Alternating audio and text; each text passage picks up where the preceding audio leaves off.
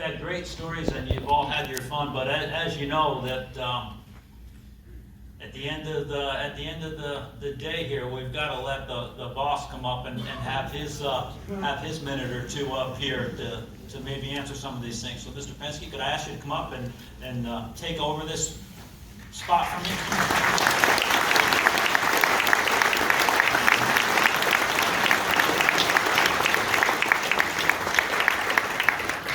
Ray, thank you, and Bill, again, for the great opportunity for me to partake in this 25th reunion. You know, obviously, I'm amazed at the preparation and the people and the interest in, you know, one of my favorite things, obviously, is motorsports and vehicles. But when I sat here, you know, this morning, my wife's here, my son, and think about, my wife's my favorite, but I guess number two would be my racing. And it's been a common thread, you know, throughout our business for many, many years. And obviously Ray has been a great friend, a great competitor, and the accolades that he's had, it's just been terrific. So Ray, thank you for the comments. But this represents decades of motorsports. And to think that Carl Kindhofer and I met, Harry Blanchard was a great friend. He was a Porsche Audi dealer, Volkswagen dealer up in Greenwich, and was racing a Spider in Buenos Aires and was killed in the race down there. And Carl and I had gotten together, and he really was my first mechanic. And you talk about, you know, the detail, people ask us where it came from.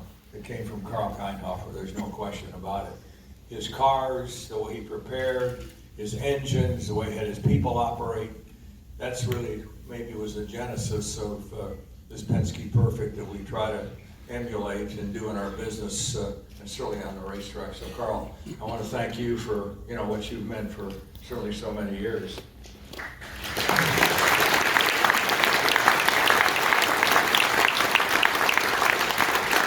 Was that 60 years ago we got together? About 60 years ago? 61. 61, think about that. 6 decades.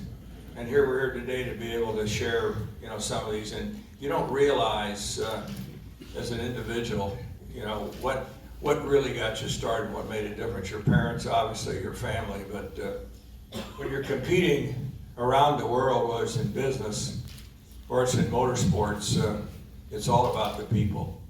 There's no question about it. The day in and day out, I look at our people. We have 66,000 now around the world in our company. And the one metric that I look at every single month is turnover.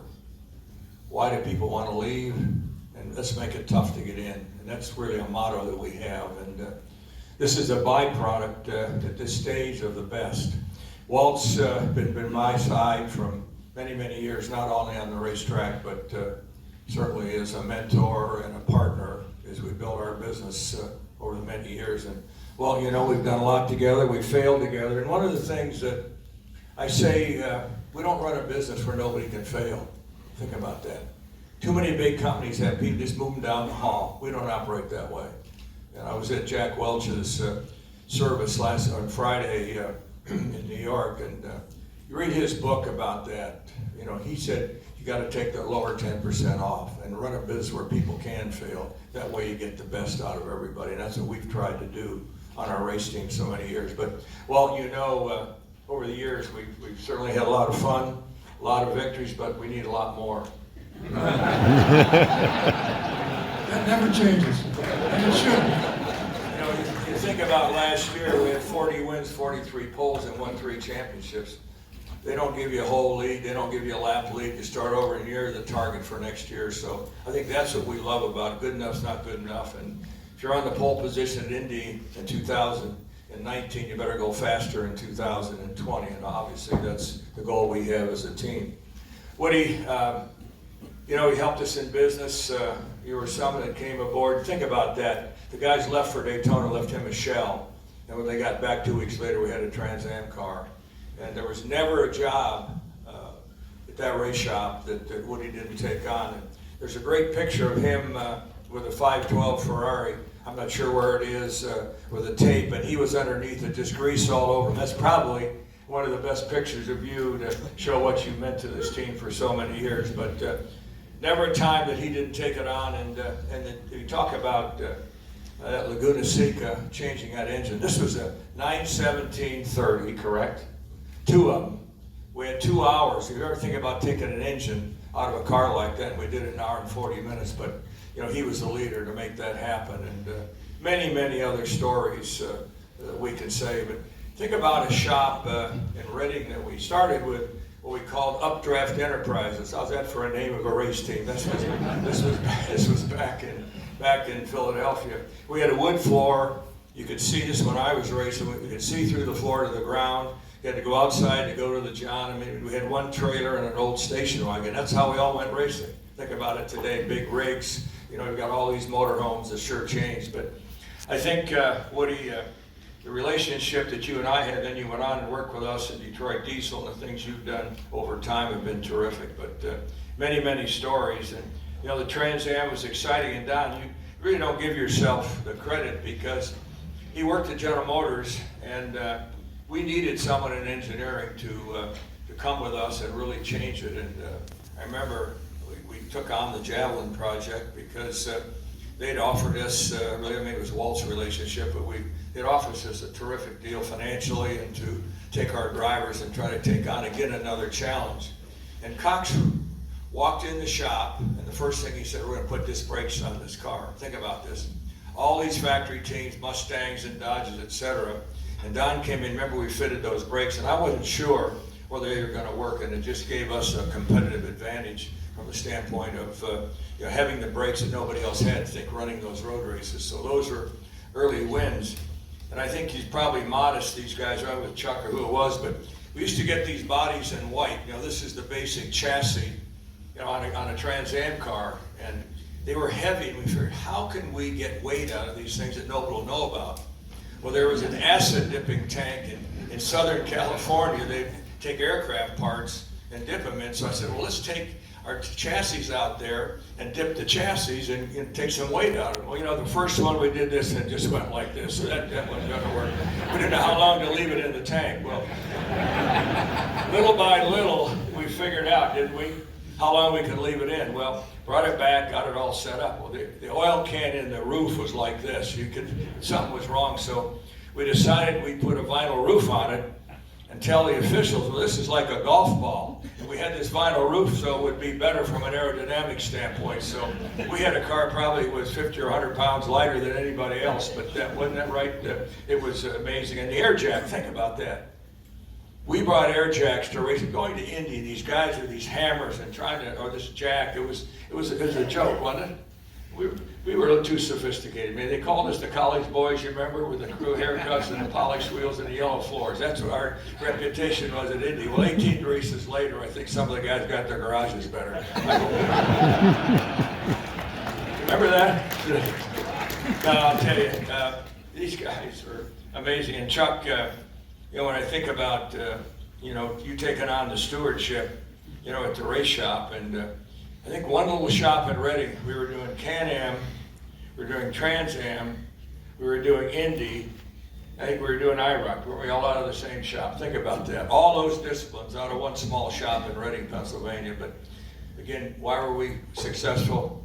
All about the people. And to me, that's the greatest thing we have, is the colleagues and associates around us. And Judy, I can certainly say that, I don't know, I'm sorry, I didn't stay longer to talk to you if I walked by you. I don't remember that. I'm sorry about that. I'll apologize in front of all these friends here today, but you never saw anybody that could time, and we wanted to have the very best, and there was no question that Judy was the person and was with us for many years and went on with many accolades in her career, but it's amazing when you think about it and hear the story of how you started, and you think about diversity today and women in sports and women in business. Well, Judy was one. She broke a lot of glass, and you got to give her a big hand for what she's done to come through it.